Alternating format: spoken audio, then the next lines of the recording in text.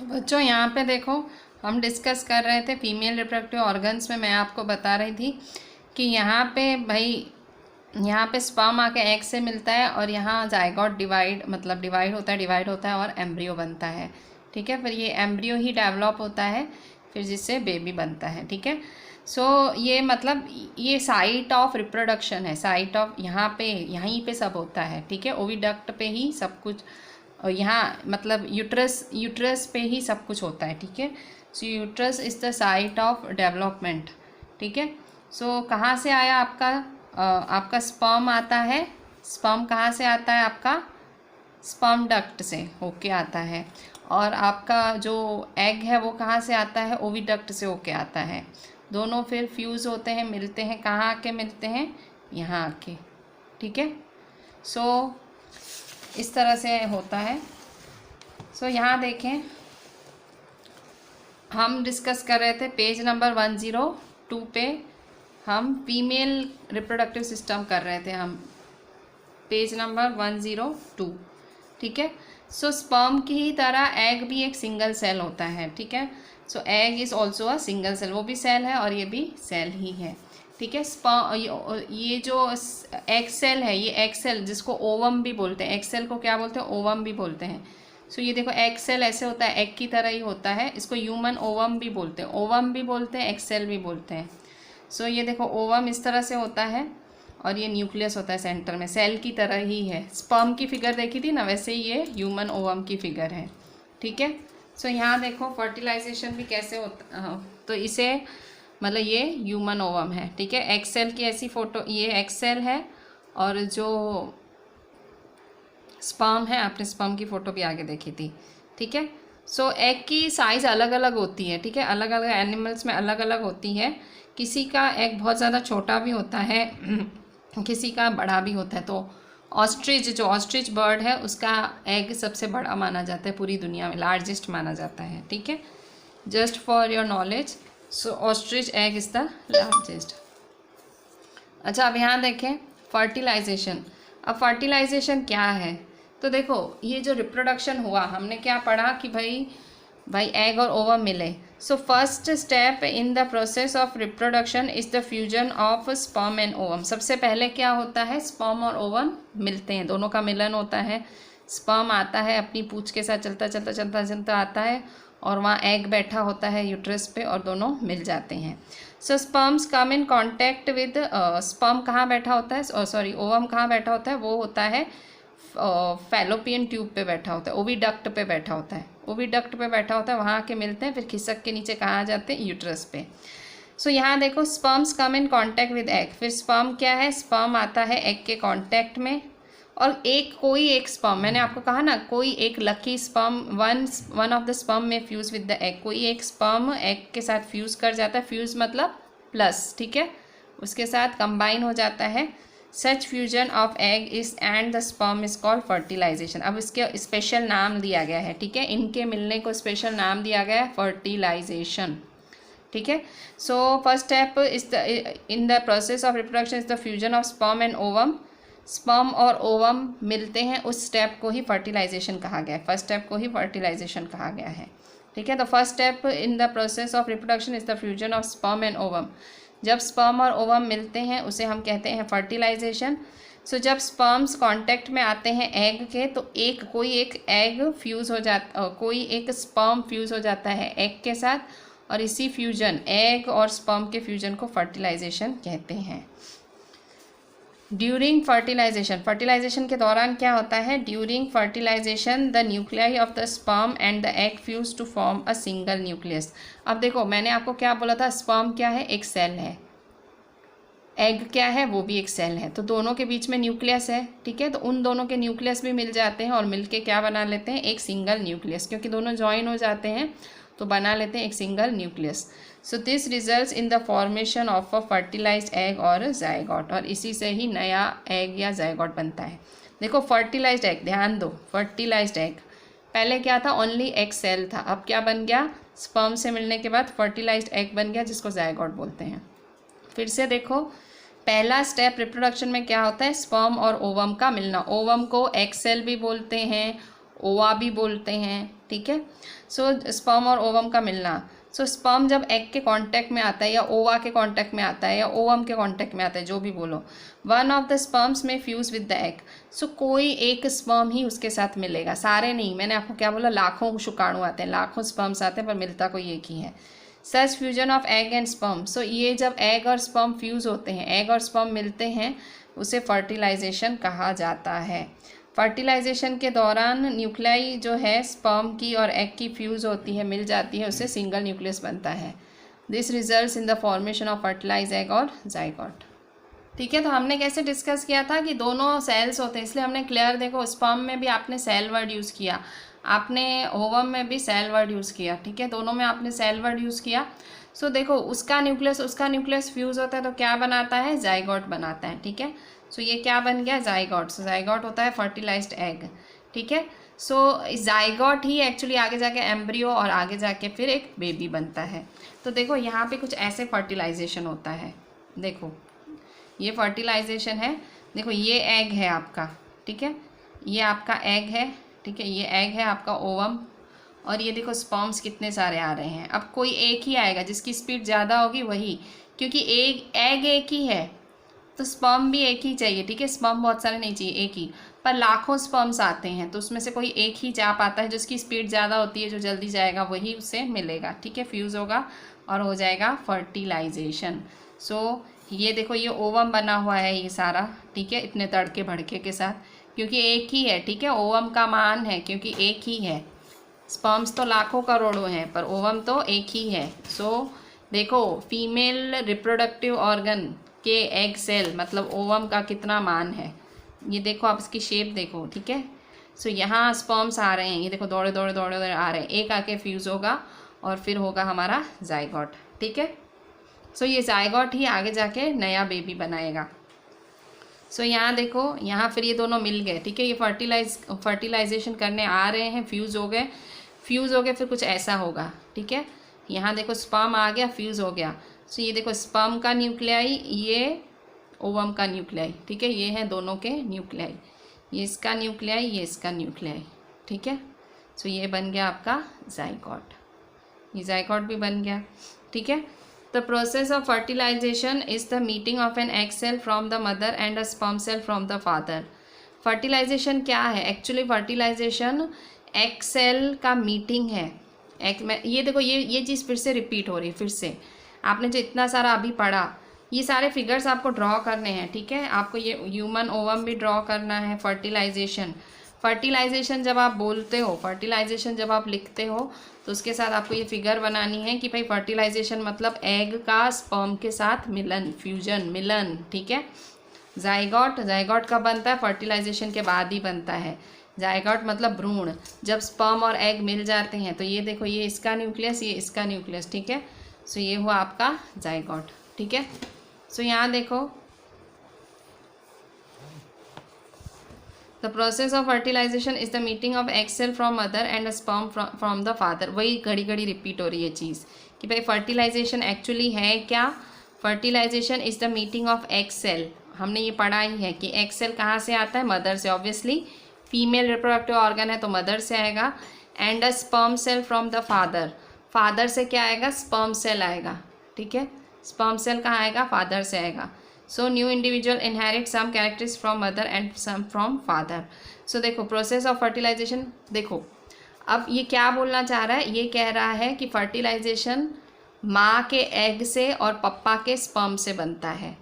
तो क्योंकि माँ का एग और पप्पा का स्पर्म दोनों होता है, इसलिए हमारे में मतलब बेबी में, बच्चे में दोनों के कैरेक्टर्स आते हैं, समझे। ये लाइन का मतलब ये घड़ी घड़ी रिपीट होके क्या बात बोल रहा है, कह रहा है क्योंकि माँ के एग से और फादर के स्पर्म से ये फर्टिलाइजेशन प्रोसेस होता है, बेबी बनता है, तो इसीलिए जो नया बच्चा पैदा होता है उसमें दोनों के कैरेक्टर्स आते हैं। द न्यू इंडिविजुअल इनहेरिट्स मतलब कहते हैं ना, क्या बोलते हैं, इनहेरिट मतलब अगली जनरेशन से लेना, ठीक है, वारसागत, ठीक है। सो वारसागत में हमें दोनों के कैरेक्टर्स, मम्मी के भी पापा के भी, क्यों, क्योंकि हम कैसे बने हैं, मम्मी के एग सेल से और पापा के स्पर्म से बने हैं, ठीक है। अच्छा अब देखो, अब एक बहुत ही इम्पॉर्टेंट डेफिनेशन, हम ये जो सब हुआ, ठीक है, ये कहाँ होता है, ये जो सब हुआ फर्टिलाइजेशन कहाँ हुआ, फीमेल रिप्रोडक्टिव ऑर्गन के अंदर हुआ। फीमेल रिप्रोडक्टिव ऑर्गन कहाँ, यूट्रस में हुआ, ठीक है। सो ये यूट्रस कहाँ आया, अंदर आया, शरीर के अंदर। आपको दिखता है बाहर बच्चा, आप देखते हो कि लेडी प्रेग्नेंट है तो वो बाहर आपको दिखता है, नहीं, कुछ नहीं दिखता है आपको, खाली एक बढ़ता हुआ पेट दिखता है और कुछ नहीं दिखता है, पर वो भी बाहर नहीं दिखता है। So fertilisation which takes place inside the female body is called internal fertilisation. So वो फर्टिलाइजेशन जो शरीर के अंदर होती है, तो हमारे में अंदर ही होती है, ह्यूमंस में अंदर ही होती है। Fertilization which takes place inside the female body is called internal fertilization. जो फर्टिलाइजेशन शरीर के अंदर होती है, औरत के शरीर के अंदर होती है, उसे इंटरनल फर्टिलाइजेशन कहते हैं। Internal fertilisation occurs in many animals including humans, cows, dogs, hens. So जो इंटरनल फर्टिलाइजेशन है बहुत सारे एनिमल्स में होती है, जैसे कि ह्यूमंस में, काउस, डॉग्स, हैंस, ठीक है।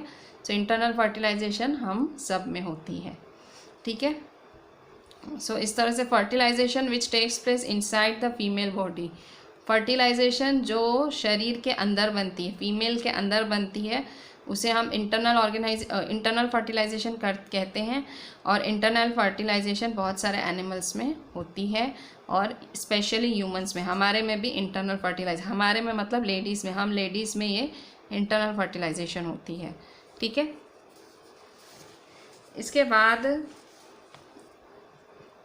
कईयों में तो बाहर भी होती है, ठीक है। सो कईयों में बाहर भी होती है, उसे एक्सटर्नल फर्टिलाइजेशन कहते हैं, ठीक है।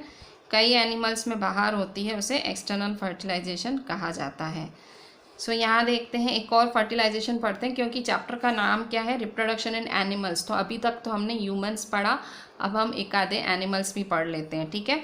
सो अब हम बात करते हैं रेनी सीज़न की। रेनी सीज़न मतलब बरसात के टाइम टर टर आपको आवाज़ सुनाई देती है, किसकी, फ्रॉक्स की। सो रेनी सीज़न में फ्रॉक की मेटिंग सीज़न होती है, मतलब फ्रॉक्स रिप्रोड्यूस करते हैं उस टाइम। सो ड्यूरिंग स्प्रिंग और rainy season frogs and toads move to ponds and slow flowing streams. अब वो कहाँ जाते हैं, जैसे ही स्प्रिंग या रेनी सीज़न आता है, वसंत ऋतु आता है या बारिश का मौसम आता है, फ्रॉक और टोड्स भी फ्रॉक के लिए यूज़ किया जाता है। सो फ्रॉक्स और टोड्स क्या करते हैं, पॉन्ड्स और छोटी छोटी नदियों में जाते हैं। So when mail and female come together in water, तो जब ये दोनों मेल फ्रॉग और फीमेल फ्रॉग साथ में वाटर में जाते हैं, देन फीमेल ले 100 ऑफ एग्स। तो और जो फीमेल फ्रॉग होती है वो 100 ऑफ एग्स ले करती है। Unlike hen's egg, frog's eggs is not covered by a shell and it is comparatively very delicate. A layer of jelly holds the egg together and provides protection to the eggs, ठीक है। अब देखो, और मतलब इंसान देखो कितना खास है। जब हम इंसानों की फर्टिलाइजेशन पढ़ रहे थे, इंसानों का रिप्रोडक्शन पढ़ रहे थे, ह्यूमंस का सिर्फ एक एग सेल था, पर अब हम जब फ्रॉग का पढ़ रहे हैं तो फ्रॉग में देखो फीमेल जब पहले तो मेल और फीमेल कहाँ जाते हैं, पानी में जाते हैं रिप्रोडक्शन करने। जब वो पानी में जाते हैं तब वहाँ पे ड्यूरिंग स्प्रिंग और rainy season frogs and toads moves to ponds. when male and female come together in water, मतलब male and female frog come together, the female lays 100 of eggs, 100 egg देती है, ठीक है। जबकि हम ह्यूमंस में सिर्फ एक एग देती है औरत। अनलाइक हैंस एग्स, मतलब हैन एग, फ्रॉग, हैन का एग क्या होता है, वो कवर्ड होता है। आपने हैन का एग देखा है ना, कवर्ड होता है। कैसे होता है, ऊपर से लेयर होती है ना। हैन का एग तो सबने देखा है, खाते भी हैं काफ़ी लोग, तो नॉन वेजिटेरियन जो होते हैं, हम तो प्योर वेज हैं भाई। जो नॉन वेज लोग होते हैं अंडा वगैरह खाते हैं, सो उन्होंने देखा होगा, खैर सबने देखा है कि अंडे के ऊपर कवरिंग होती है, पर फ्रॉग के एग में ऐसी कोई कवरिंग नहीं होती है। तो frog egg is not covered by a shell, so बहुत ज़्यादा डेलिकेट होता है, it is very delicate. So उसके ऊपर क्या होता है, लेयर ऑफ जेली होता है। क्या होता है, ऊपर एक जेली का लेयर होता है जो है एग को पकड़े हुए है। A layer of jelly holds the egg together. So एक जेली, एक लेयर ऑफ जेली उसे पकड़े हुए है, और वो क्या प्रोवाइड करता है, प्रोटेक्शन प्रोवाइड करता है एग्स को एक प्रोटेक्शन प्रोवाइड करता है, ठीक है। सो जैसे जैसे एग्स ले करते हैं the male deposit sperms over them. अब मतलब एग्स 100 एग उसने डाल दिए, ये देखो नदी में 100 एग्स ऐसे डाल दिए एक जेली जेली जैसे स्ट्रक्चर में एकदम डेलिकेट से सॉफ्ट से एग डाल दिए बिना शेल वाले फ्रॉग ने, फीमेल फ्रॉग ने।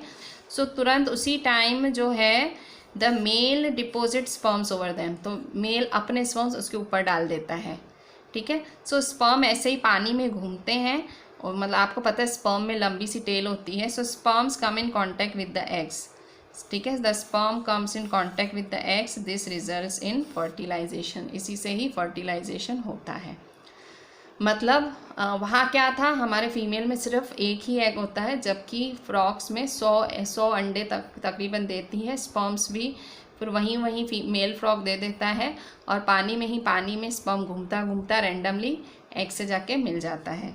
सो fertilization, in which the fusion of a male and a female gamete takes place outside the body of the female, is called external fertilization। मतलब ये बाहर हुआ ना, सब कुछ बाहर हुआ ना। उसने एग कहाँ दिया, फीमेल फ्रॉग ने एग कहाँ दिया, पानी में दिया। मेल फ्रॉग ने स्पर्म कहाँ दिया, पानी में दिया। मिल के बच्चा कहाँ पैदा हुआ, पानी में हुआ, ठीक है। तो ये सब कहाँ, एक्सटर्नल, बाहर हुआ। जबकि हमारे इंसानों में शरीर के अंदर होता है, बच्चा अंदर मतलब अंदर बड़ा होता है, पोषण अंदर मिलता है, तो इंटरनल। सो ये वाला एक्सटर्नल फर्टिलाइजेशन वाला प्रोसेस आपको कहाँ देखने मिलता है। So it is very common in aquatic animals such as fish और स्टार फिश, ठीक है। सो ये आपको कहाँ देखने मिलता है, एक्वेटिक एनिमल्स में देखने मिलता है, जैसे कि फिश, स्टार फिश एक्सेट्रा, ठीक है। एक्वेटिक मतलब जो पानी में रहने वाले जानवर हैं, उनमें आपको ये देखने मिलता है। It is very common in aquatic such as fish और स्टार फिश, ठीक है। सो इस तरह से ये एक्सटर्नल फर्टिलाइजेशन होता है। सो अगर आपसे कोई MCQ में आ जाए कि एक्सटर्नल फर्टिलाइजेशन ABCD करके आ जाए, तो आप उसका आंसर फ्रॉग लिख सकते हो, ठीक है, एक्सटर्नल का। अभी यहाँ देखो, development of embryo. Embryo develop कैसे होता है, मैंने आपको बताया कि जायगॉट बनता है, फिर जायगॉट से एम्ब्रियो बनता है, पर एम्ब्रियो कैसे डेवलप होता है, वो बढ़ता कैसे है।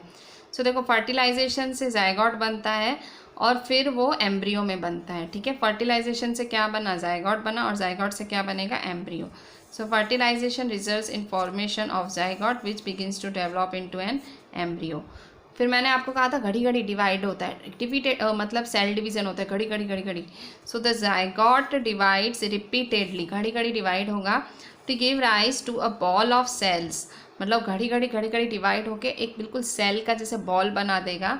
The cells then begin to form groups that develop into different tissues and organs of the body. फिर इन्हीं सेल्स से अलग अलग ऑर्गन्स, अलग मतलब एक पूरा नया जन्म, नया जीवन बनेगा, एक नया बच्चा बन रहा है। So this developing structure is termed as embryo. इस डेवलपिंग स्ट्रक्चर को एम्ब्रियो कहते हैं, ठीक है। फिर से फर्टिलाइजेशन से क्या होता है, फर्टिलाइजेशन से जायगॉट बनता है, और जायगॉट एम्ब्रियो में बनता है। फर्टिलाइजेशन से जायगॉट, जायगॉट से एम्ब्रियो। अब जायगॉट क्या होता है, घड़ी घड़ी डिवाइड करता है, घड़ी घड़ी डिवाइड करता है, और वो घड़ी घड़ी डिवाइड करता है तो डिवाइड होके एक पूरा सेल्स का गुच्छा बना लेता है। और आपको पता है सेल से क्या बनते हैं, टिश्यूज़, टिश्यूज़ से क्या बनते हैं, ऑर्गन्स। सो ऑर्गन्स से एक नया बेबी बन जाता है। सो इसी को ही हम एम्ब्रियो कहते हैं। This developing structure is called embryo, ठीक है। तो ये एम्ब्रियो कहाँ होता है, तो मैंने आपको क्या बोला, ये सब कहाँ हो रहा होता है, यूट्रस में, ठीक है।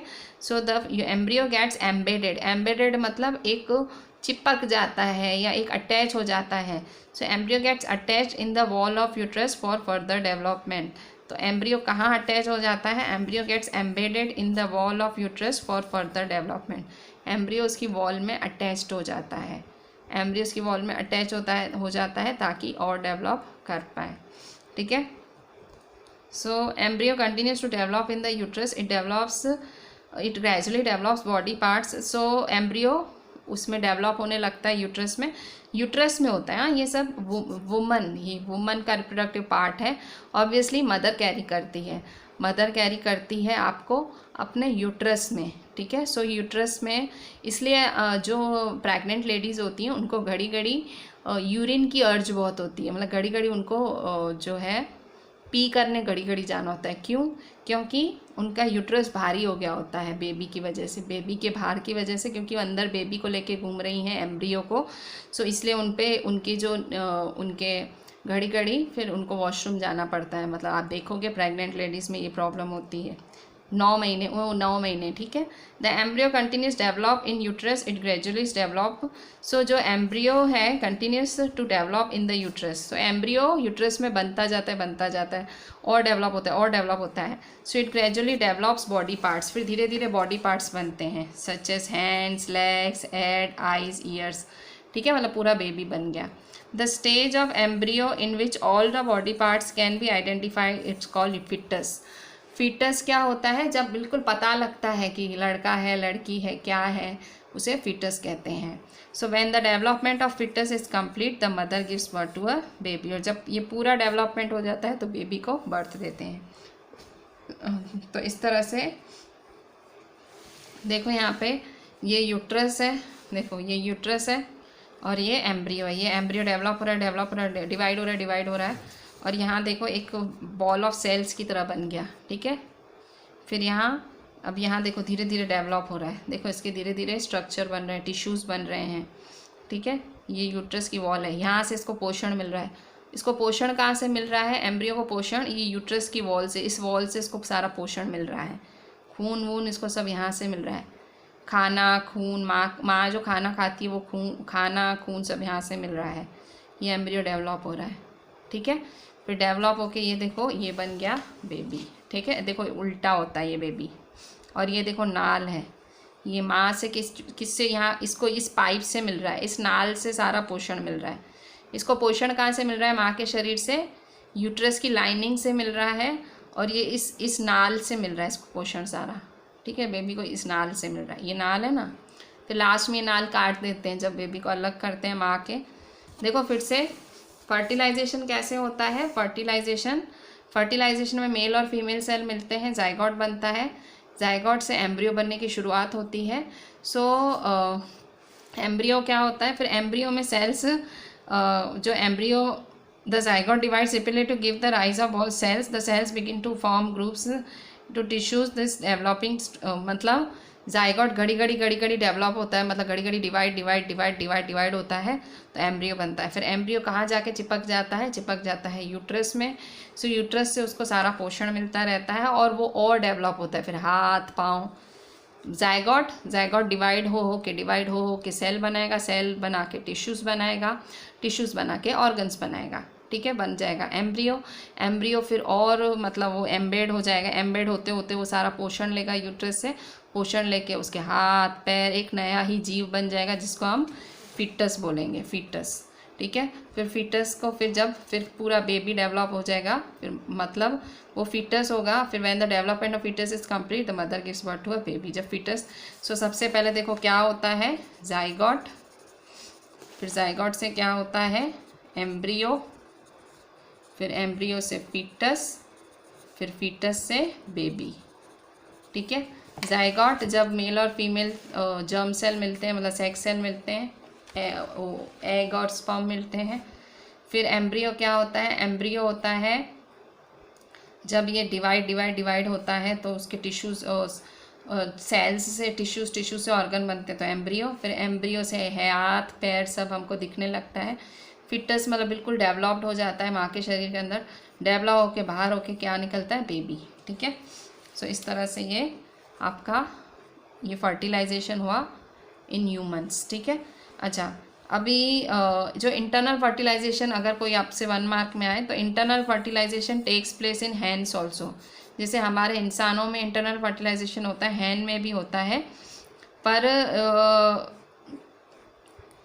सून आफ्टर फर्टिलाइजेशन तो ये इनमें क्या होता है, हैंड्स में क्या होता है, फर्टिलाइजेशन के बाद zygote divides repeatedly and travels down the oviduct, as it travels down many protect are formed around it, that you see is hence egg, one such protect. After the hard shell is formed around the developing embryo, the hen finally lays the egg. The embryo takes about 3 weeks to develop into chick. इतना इसमें याद करने की ज़रूरत नहीं है, simply इतना याद रखो कि चिकन में 3 हफ्ते लगते हैं, ठीक है। हमारे में 9 महीने लगते हैं, इसमें 3 हफ्ते लगते हैं चिक बनने में, ठीक है। और वो अपने एग को मतलब गर्मी देती रहती है। Hen sits on the eggs to provide sufficient warmth, ठीक है। तो हैंड्स में सिर्फ आपको इतना ही याद रखना है, बहुत इंपॉर्टेंट टॉपिक नहीं है हैंड का, सिर्फ इतना याद रखो कि इनमें जो इंटरनल फर्टिलाइजेशन होती है वो इंटरनल फर्टिलाइजेशन हमारी तरह ही होती है, काओ की तरह, हमारी तरह, पर इसमें क्या होता है 3 हफ्ते लगते हैं, ठीक है। So the embryo takes about 3 weeks to develop into a chick, और उसके लिए गर्मी हैन उस पर बैठ के उसको प्रोवाइड करती है, ठीक है। और इसके बाद फिर लास्ट में वो जो उसकी शेल है वो टूटती है और चिक बाहर निकलता है, ठीक है। और एक्सटर्नल फर्टिलाइजेशन में क्या होता है, in animals which undergo external fertilisation development of embryo takes place outside the female body. जो एम्ब्रियो का डेवलपमेंट है फीमेल बॉडी के बाहर होता है। द एम्ब्रियोज कंटिन्यूस, वह बाहर डेवलप होते हैं और एम्ब्रियो वहीं डेवलप होते हैं और वहीं एग में से बच्चा निकलता है, ठीक है। सो इसलिए आपको छोटे छोटे टैडपोल्स दिखते हैं, छोटे छोटे फ्रॉक्स दिखते हैं पॉन्ड्स में स्विम करते हुए। क्यों? क्योंकि वो उसी टाइम मतलब डेवलप हो गए होते हैं। The embryo continues to grow within their egg coverings, ठीक है। सो वहीं एग में डेवलप होकर वहीं पैदा होकर निकल जाते हैं। अब देखो विविपेरस और ओविपेरस, ये बहुत ही इंपॉर्टेंट डेफिनेशंस हैं। तो देखो आपने देखा कि कुछ जो प्राणी हैं, कुछ ऑर्गेनिजम्स हैं या कुछ एनिमल्स हैं, वो बच्चों को जन्म देते हैं और कुछ पहले एग देते हैं और फिर एग में से बच्चे निकलते हैं। कुछ बच्चों को जन्म देते हैं, कुछ एग देते हैं। So the animals which give birth to young ones, जो एनिमल्स जो बच्चों को जन्म देते हैं उन्हें कहते हैं विविपेरस एनिमल्स। विविपेरस एनिमल्स कौन होते हैं? वो एनिमल्स जो बच्चों को जन्म देते हैं, वो एनिमल्स जो बच्चों को जन्म देते हैं, यंग वंस मतलब बच्चे, उन्हें विविपेरस कहते हैं। और वो एनिमल्स जो अंडे देते हैं उन्हें कहते हैं ओविपेरस एनिमल्स, ओविपेरस। वो एनिमल्स जो एग्स देते हैं वो ओविपेरस होते हैं, और वो एनिमल्स जो छोटे बच्चों को जन्म देते हैं विविपेरस, वो एग देते हैं ओवी। देखो एग ओवी और यंग वंस विवी, ठीक है। तो देखो ओविपेरस क्या होता है, आप देखते हो कुक्कू के एग या और भी बर्ड्स के एग्स आपको दिखते हैं, उनके घोंसलों में पड़े होते हैं, वो दिखते हैं। तो आपको दिखते हैं तो उसका मतलब क्या हुआ, वो ओविपेरस हुआ। विविपेरस का होता है शरीर के अंदर, वो आपको दिखता नहीं, अगर एग होगा भी तो अंदर ही होगा और अंदर से ही बच्चा निकलेगा, ठीक है। सो जैसे कि डॉग, काओ, कैट, सो ये तीनों क्या हैं, ये अंदर मतलब बच्चा अपने अंदर कोख में रखते हैं, ठीक है। सो डॉग, काओ, कैट किसके एग्जाम्पल्स हैं? विविपेरस के एग्जाम्पल्स हैं, ठीक है। डॉग, काओ और कैट के। और बाकी कुछ बर्ड्स हैं वो किसके हैं? वो हैं ओविपेरस के एग्जाम्पल्स, ठीक है। ये किसके एग्जाम्पल्स हैं? Are examples of viviparous animals, ठीक है। अब पेज नंबर 106 पे, अभी जानवरों में छोटे बच्चों से बड़े बच्चे कैसे हो जाते हैं, यंग वन से एडल्ट कैसे हो जाते हैं। सो ये पेज नंबर 106 पे है, यंग वन से एडल्ट।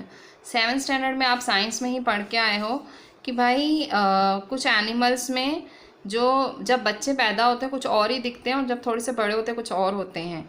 जैसे कि आपने सिल्क वॉर्म में पढ़ा था, सिल्क वॉर्म, भाई सिल्क वॉर्म में कैसे बनती है। सो आपने क्या पढ़ा था भाई, पहले एग होता है, फिर एग में से लार्वा या कैटरपिलर निकलता है, फिर प्यूपा और फिर adult. Egg, larva, pupa, adult, ऐसे आपने स्टेज पढ़ी थी गई बारी 7th में, ठीक है। भी एग में से कैटरपिलर होता है, कैटरपिलर से प्यूपा, भाई वो प्यूपा बना लेता है और फिर एडल्ट, ठीक है। सो ये 4 स्टेजेस होते हैं। सो एग फ्रॉग में भी कुछ ऐसा ही होता है। तो फ्रॉग में 3 स्टेजेस होते हैं, ठीक है। So the different stages of frog starting from egg to the adult stage is egg, tadpole, adult, ठीक है। पहले एग होता है, फिर छोटा फ्रॉग, फिर बड़ा फ्रॉग, एग, टेडपोल, एडल्ट, ठीक है, ठीक है। और इसमें सिल्क वॉर्म में कैसे होता है, सिल्क वॉर्म में एग, कैटरपिलर, प्यूपा, एडल्ट, इसमें 4 स्टेजेस और इसमें फ्रॉग में 3 स्टेजेस होते हैं। सो ये क्यों इतना बदलाव आ जाता है, देखो इतना बदलाव क्यों आ जाता है। देखो पहले एग हुआ, फिर छोटा टेडपोल, फिर बड़ा टेडपोल, फिर एडल्ट फ्रॉग, ठीक है। 3 स्टेजेस ही होते हैं, egg, tadpole, frog, 3 stages, egg, tadpole, frog. So ये चेंजेस क्यों आते हैं, ये क्यों चेंजेस आते हैं, ये फिगर आपको ड्रॉ करनी है। ये चेंजेस क्यों आते हैं, तो ये चेंजेस को मेटामॉर्फोसिस बोलते हैं। क्या बोलते हैं? मेटामॉर्फोसिस, ठीक है। तो क्या लिखेंगे यहाँ पेज नंबर 106, ये भी बहुत इंपॉर्टेंट डेफिनेशन है, आती है। The transformation of larva into an adult through drastic changes is called Metamorphosis. Metamorphosis क्या होता है?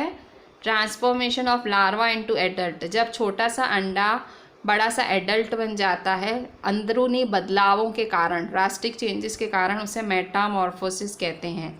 मेटामॉर्फोसिस क्या होते हैं? जब छोटे छोटे लार्वा बड़े बड़े एडल्ट्स बन जाते हैं उसे हम बहुत इंपॉर्टेंट डेफिनेशन है, ठीक है, अच्छे से याद करना। तो ये सब हमने सेक्सुअल रिप्रोडक्शन पढ़ा, ठीक है। अब हम पढ़ेंगे एसेक्सुअल रिप्रोडक्शन।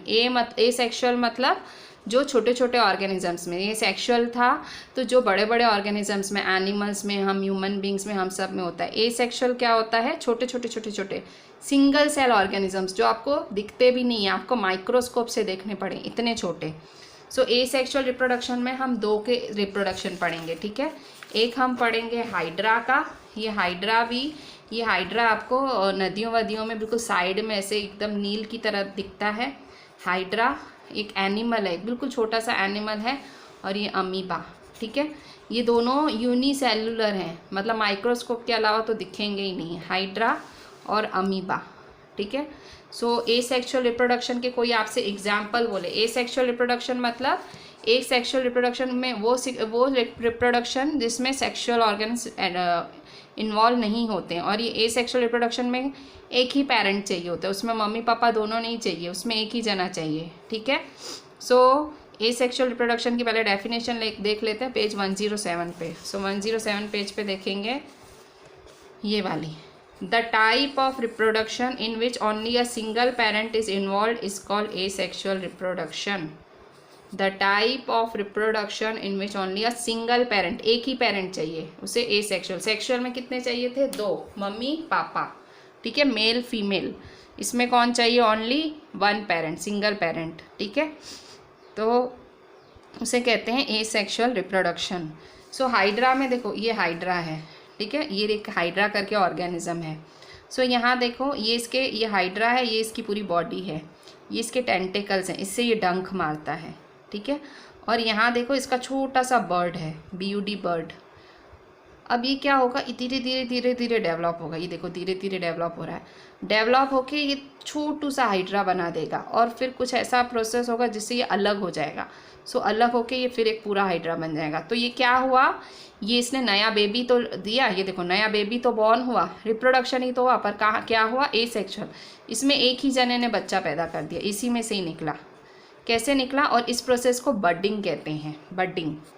ये जानवर को हाइड्रा कहते हैं, बिल्कुल यूनिसेलुलर ऑर्गेनिज्म है, छोटू सा यूनिसेलुलर ऑर्गेनिज्म है। और ये हाइड्रा, इसका नाम है हाइड्रा। और ये बर्ड है, BUD बर्ड, ये कली है, इस कली में से एक पूरा हाइड्रा निकल आया, ठीक है। सो इसलिए इसके एसेक्सुअल रिप्रोडक्शन को क्या बोलते हैं? Budding, BUDDING, budding. ये डायग्राम भी आपको ड्रॉ करना है, ठीक है। सो यहाँ देखो, इन ईच हाइड्रा देयर में बी 1 और मोर बल्जिस। बल्जिस मतलब यहाँ ये बल्ज, ठीक है।